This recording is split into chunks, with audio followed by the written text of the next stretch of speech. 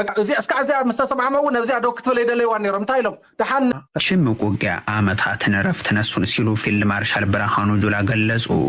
በአማራ ክልል የሚደረገው ውጊያ ሲቀጥል የፋኖ ኃይሎች ወደ ከተማ በመግባት ጥቃት መክፈታቸውን አሳውቋል። የእጅ ሰጡንና እጅ ሰጡን ፕሮፓጋንዳው እንደዚሁም የድሮን ድብደባዎችም እንደቀጠሉ ናቸው። በአማራ ክልል የተለያዩ ወረዳዎች ላይ አመራሮች እየተገኙ ስብሰባዎችን እንዲያከናውኑና ማህበረሰቡ በፋኖ ኃይሎች ላይ እጅ እንዲሰጡ ግፊት እንዲያደርግ የሚቀርበው ቅስቀሳም እንዲሁ ተጠናክሯል። ከዚህ ጎን ለጎን ደግሞ እጅ እየሰጠ ካለ ኃይልና ከተዳከመ ቡድን ጋር ነው እየተዋጋው ያለው የሚለው የብልጽግናው አገዛዝ የድሮን ስምሪት የሰጠበት ጦርነት ስለመሆኑ ግን የሚገልጸው አልሆነም። ዛሬም በጎጃም ቀጠና ከቋሪት እስከ ሰከላም ከዛም እስከ ደጋዳሞት ባሉ ቀጠናዎች እንደዚሁም በወሎ ደግሞ በከላል አካባቢ የድሮን ቅኝቶች ህዝባን ምስ ኢትዮጵያ ዘለና ርክብ ኣብ ስምምዕነት ፕሪቶሪያ ዝተደረኸ ጥራይ ዝበለ ወዳኞም ካብ ዝወፃኢ ሕዚ ዘራኽበና ነገር የለን ይብል ትግራይ ዝተሓተ መስዋዕቲ ዝኸፈለት ሃገር ክትኸውን ኣለዋ ዝበለ ጀነራል ወዳኞም እዚ ድማ ብፖለቲካዊ ድሌት መሰረትን ብመሰረት አንቀጽ 39 ሕገ መንግስትን ዝፍጸም ማለት እዩ ዝበለ ጀነራል ክንፈም ብኣገታት ትግራይ ብሓይሊ ከእምፅ ዝደሊ ሓይሊ እንተልዮም ምድላው የድሊ ኢሎም ትግራይ ናብ ሃገር ንምቕያር ኩሎም ፖለቲካውያን ሓይልታት ትግራይ ብሓባር ደው ክብሉ ከም ዘለውን ፃውዒት ተቕሪቦም እቲ ጀነራል ብዛዕባ መንግስት ኢትዮጵያ አሞንጎ ኢትዮጵያን ኤርትራን ዘሎ ወጥሪ መስተሓልተውን ግጭት ተተላዓዩም ናይ ወክልና ኩናት ይክኸውን ክብል ገሊጾም ተወሳኺ አሞንጎ መንግስታት ኢትዮጵያ ናትና ካብኡ ዘሎ ሓይሊ ምውጋድ መቀትና ጭቆና ሓይሊ እተዓፋነ ስርዓት ናይ ትፈልፍ ክውገድ ምግባር እንደገና ሓሊእ ኩናት ይሓስወሎ ኣነ ዝይ ኣምናለሁ TPF ይቅበሎን Tigrayan civilians are saying our leaders are divided and we are becoming a battlefield. And that's what they fear. What would you say to them? ኩናት ሕድሕድ ከይልዓል ይፈርሑ እዮም ስጋት ኣለዎም ትክክል እዩ ሕና እውን ንፈርሑ እዮም ግን ሕዝብ ዘላ ኩነታት ግን ኩናት ዘትርፍ ነገር የለን ያው ኩናት ቅፅል ይኽእል እዩ ዝብል መደምደምታ እዩ ዝወስድ አይዟችሁ የምንዋጋው ትግራይ ነው ትግራይ ህወሓትና ሻዕቢያ አብሮ አይወጉንም ነጥለን የምንመታው ትግራይ ነው እና አትፍሩ ጀነራሎቹ ሞራላቸው እየገነባ ነው ያቃላ ሁለቱ ከተጣመሩበት ምን ሊመጣ እንደሚችል እና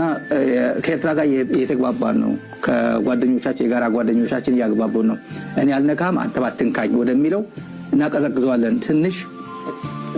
ቀዝቀዝ እናደርጋለንና ጉዳያችን ከትግራይ ጋር ይሆናል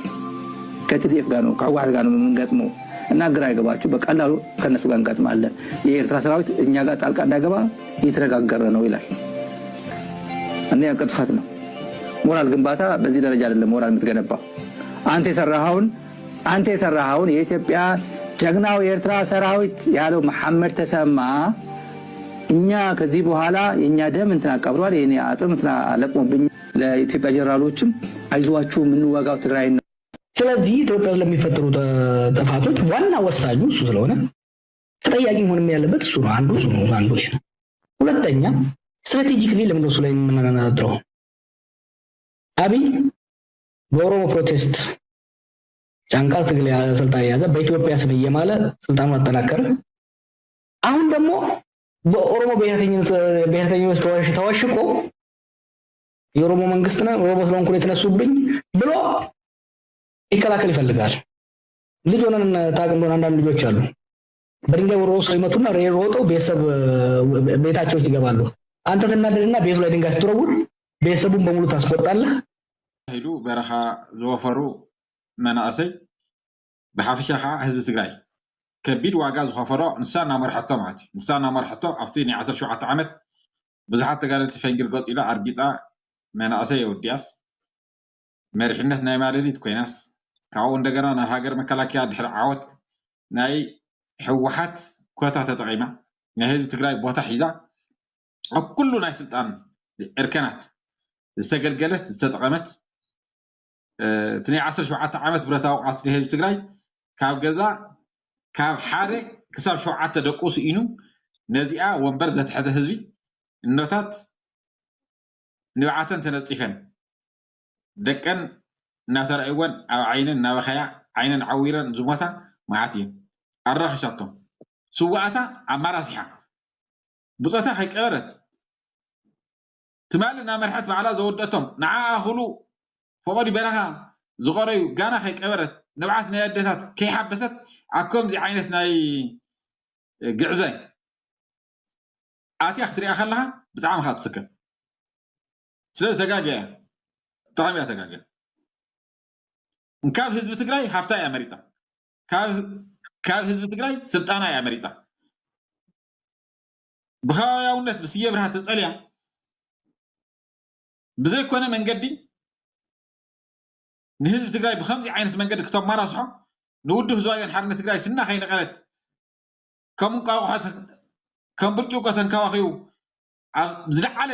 ናይ ስልጣን ጠርዚ ዘብፅሓ ውድብ ህዝባውያን ሓርነት ትግራይ እቲ ጨቋኒ ላንሳ ክትገልጾ መሰከፊ ካብታራ ተጋዳላይ ክሳብ ጀነራል ቦታ ዘብፅሓ ህዝቢ ትግራይ መሪሕነት ህወሓት ንጎኒ ሓዲጋ ረሲዓ ናከም ዝኣምሰለ ዝወደቀ ውዳቅ ኣተሓሳስባ ሸተት ኢላ ክትፀድፍ እያ ኢሉ ዝተፀበያ ሰብ ኣይነበረን ስለዚ ኣብ ኣስኳል ናይ ህወሓት ዓብያ ኣብ ኩሉ እርከናት ናይ ህወሓት መሪሕነት ኮይና ኣብ ኩሉ ናይ ተዋጋኢ ሓይሊ أبال كوينا حوحات كوينا نحمس عامت مستنحت حذي كم تعنتو غرف هاي جلوز ناره ابني يقول له جنزب سلا زخاعته بمرأسي تجارو بحوحات بحزب تجري تتقيمها بلينر سلا زخانة هفتام سلا زخانة بحزب تجري أكم ذا أمثلة همات علمات جدية حركاته هافتا مريضة. سلذي نهزب تجري خوينات كم كفتنا إلى قلت بزخون عواج كم دير عوجة ممتعة يغنية بتحرقة